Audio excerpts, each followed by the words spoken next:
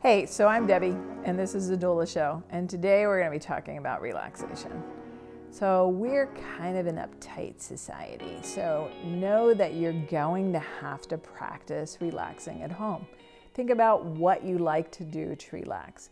You could be in early labor for a long time. Right now I have somebody who's been in early labor all day long, and so my advice to her is snuggle with your partner.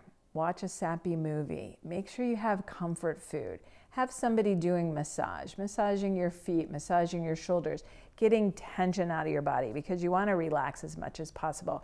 When you relax, your body releases the good hormones, oxytocin in particular, that will allow this baby to feel comfortable. And that's what gets the rhythm of labor going.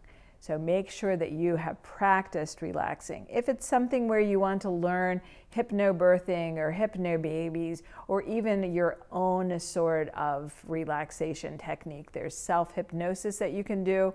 You can tap a part of your body, sing a song in your mind, and visualize someplace where you've been that you can add a lot of details.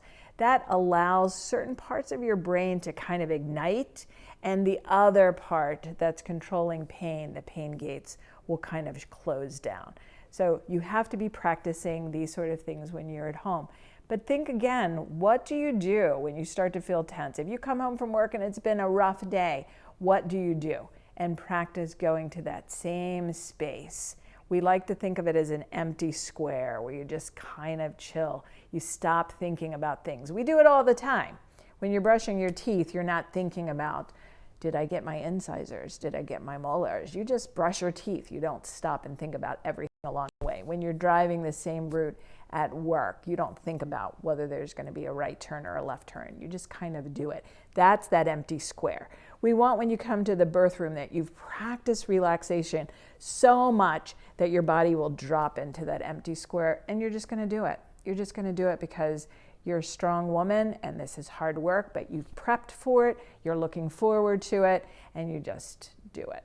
Your partner should always help you with relaxation, particularly when you're thinking about building those mental triggers that we've talked a little bit about.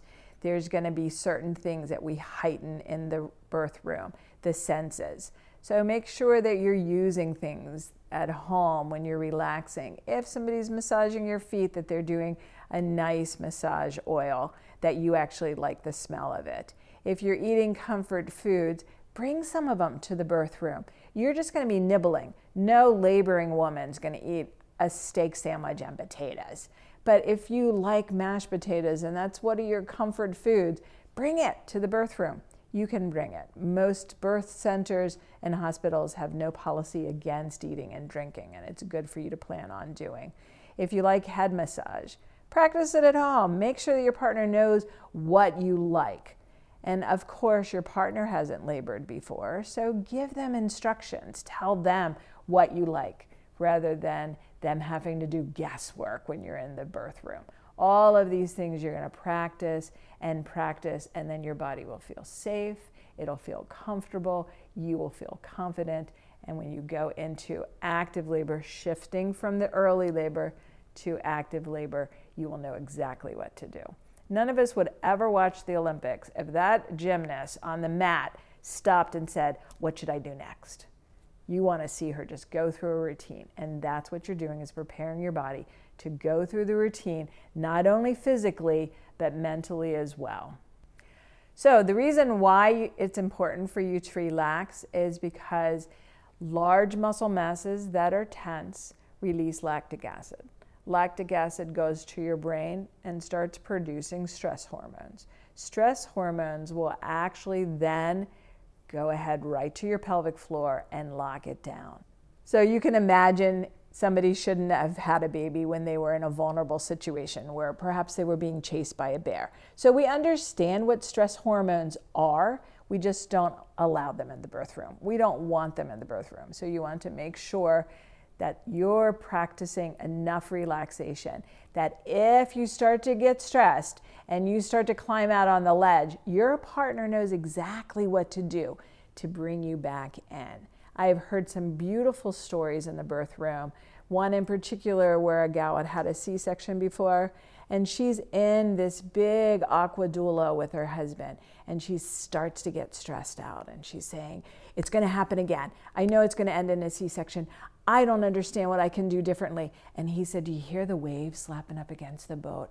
What a beautiful night this is. It's a full moon and the breeze is so nice. All of us in the birth room, we were captured by his story, but so was his partner, who just completely dissolved into his arms. She relaxed, and within 20 minutes, she was then close to pushing her baby out. And we just got out of that pool and she had her baby. So when you're trying to prepare yourself mentally, just remember, fear, pain, tension causes more fear, pain, and tension. So if when you're at home during early labor, or if you're at home during your pregnancy and you find that my back is sore and now your partner is massaging it out, just breathe through any sort of tension and get into that habit of, I feel tension, I can breathe through it and let it go. You're going to practice breathing. Breathe in, 2, 3, hold it, blow it away, 2, 3. And when you start thinking about just breathing, before you know it, contractions are over. It's just, now it's gone, and now you're going to go ahead and take your sip of water, your bite of food, enjoy snuggling with your partner, and not worrying about anything because you got it. So don't overcomplicate it. Whatever your relaxation is normally, that's what you want to do. But you want to practice it. You want to be intentional. You want to have music that relaxes you. You want to have smells that relax you. You want to have comfort food that relaxes you. We use a lot of hydrotherapy in births because water relaxes you. Which of us have some awful memory of getting into a nice warm bath? None of us. We love that. So you want to do things that bring up those nice, pleasant memories that you've had through childhood and through your entire life. Those are all the things that will relax you in the birth room.